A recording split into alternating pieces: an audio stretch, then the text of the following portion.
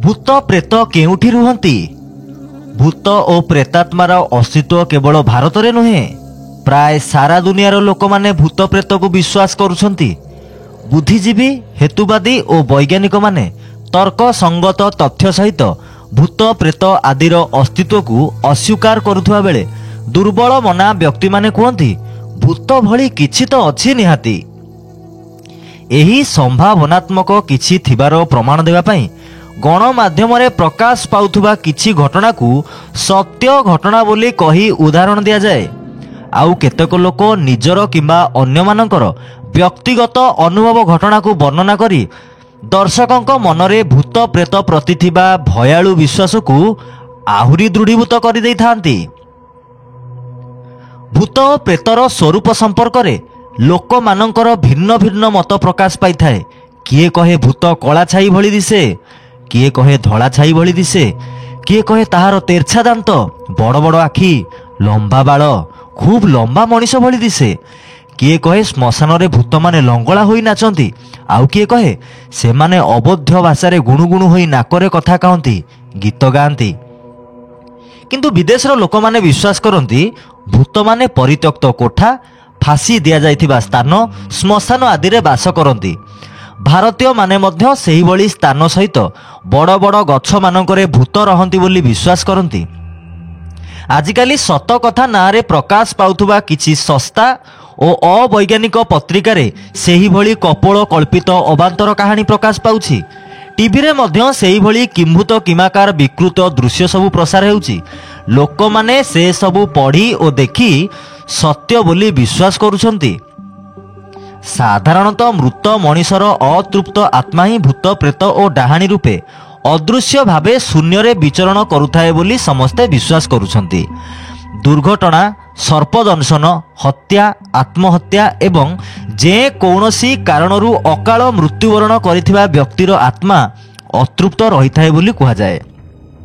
सेमानकर जीवित कालरे थिबा भोग लालसा पूर्ण होई नथिबारु एवं सेमानक निज शरीर नष्ट होई जाइथिबारु अन्यर शरीर रे पसी सेही लालसा को भोग करिबाकु सेमाने चाहंती। एही तर्करे कौनसी तथ्य नाही, केवल शुणा कथा उपरे पर्यवेसित एक अहेतुक विश्वास मात्र। भूत प्रेत मानकु शांत करी निज इच्छा अनुसार व्यवहार करने आशारे किछि लोक मंत्र पाठ करी जंत्र तंत्र प्रयोग करी सिद्धि प्राप्त करने पई कुसाधना करिथांती। एही प्रक्रिया निहाती अवैज्ञानिक हेले मध्य तांत्रिक हेबा पई किछि लोक अनेक प्रकार अमानवीय कर्म करिथांती। सेही कर्मकांड भितरे पशु बलि और नरबलि मध्य सामिल थाए। एभली कर्म करी सेमानंकु सिद्धि बा शक्ति तो मिले नाही, बरं लोक निंदा माड़ और जेल दंड निश्चय मिलता है।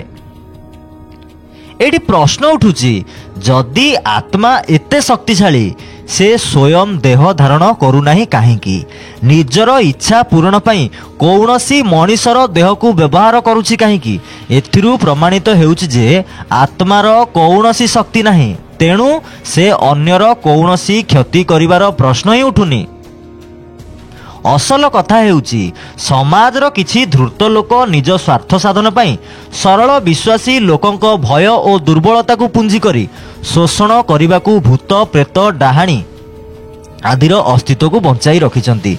विशेष करी पंडा पुरोहित माने अतृप्त आत्मार मोक्ष लेखाथिबा नरकर वर्णना पढ़िले जणे बुझी परिबो सेथिरे केते अबांतर कथा लेखा जाइछि। केही मध्य तर्क करी जानिबाकू चाहुनाहांती जे मृत्यु परे तो शरीर एही मर्त्य रे ही नष्ट होई जाउछि। जमदूत माने केउ शरीर को नेई गरम तेल कड़े रे पकुड़ी छाणुछंती।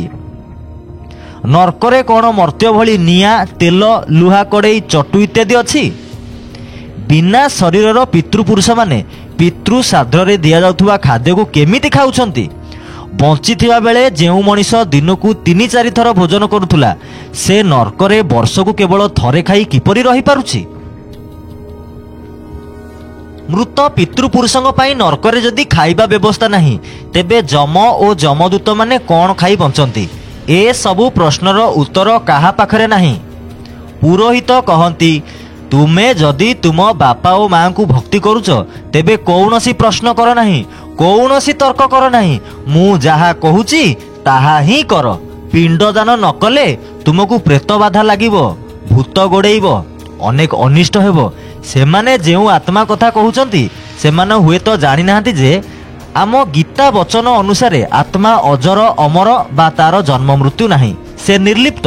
ତେଣୁ ସେ ଅତୃପ୍ତ ହେବାର ପ୍ରଶ୍ନ ଉଠୁନି। ସେହି ଗୀତା ଅନୁସାରେ ଆତ୍ମା ଯଦି ପୁରୁଣା ଶରୀର ତ୍ୟାଗ କରି ନୂତନ ଶରୀରରେ ପ୍ରବେଶ କରିଯାଉଛି, ତାହେଲେ କେଉଁ ଆତ୍ମା ଶୂନ୍ୟରେ ବିଚରଣ କରୁଛି? କେଉଁ ଆତ୍ମା ଭୂତ ବା ପ୍ରେତ ହୋଇ ରହୁଛି? କେଉଁ ଆତ୍ମା ଆପଣଙ୍କୁ ଗାଁ ମୁଣ୍ଡ ଛକରେ ଗୋଡ଼ାଉଛି? କେଉଁ ଭୂତ ଆପଣଙ୍କ ଘର ପାଖର ପଡ଼ୋଶୀଙ୍କୁ ଲାଗୁଛି? ନିଜେ ବିଚାର କରନ୍ତୁ, ତର୍କ କରନ୍ତୁ, ଏସବୁ ବୁଝିବାକୁ ଚେଷ୍ଟା କରନ୍ତୁ। ଭୂତ ପ୍ରେତ ହେଉଛି ଏକ ଅନ୍ଧବିଶ୍ୱାସ, ଏଥିରୁ ଦୂରେଇ ରୁହନ୍ତୁ। ବାଲ୍ମୀକି ନାୟକଙ୍କ ଲିଖିତ ଆଜିର ଏହି ପ୍ରବନ୍ଧ ଆପଣଙ୍କୁ କେମିତି ଲାଗିଲା ମତାମତ ନିଶ୍ଚୟ ଜଣାଇବେ। ଭିଡ଼ିଓ ଭଲ ଲାଗିଲେ ଭିଡ଼ିଓକୁ ଲାଇକ୍ କରନ୍ତୁ, ଭିଡ଼ିଓକୁ ସେୟାର କରନ୍ତୁ। ନୂଆ ଭିଡ଼ିଓ ଦେଖିବା ପାଇଁ ଚ୍ୟାନେଲକୁ ସବସ୍କ୍ରାଇବ୍ କରନ୍ତୁ, ବେଲ୍ ଆଇକନ୍ରେ କ୍ଲିକ୍ କରନ୍ତୁ। ଦେଖାହେବ ଆଉ ଏକ ନୂଆ ଶିକ୍ଷଣୀୟ ଭିଡ଼ିଓରେ। ନମସ୍କାର।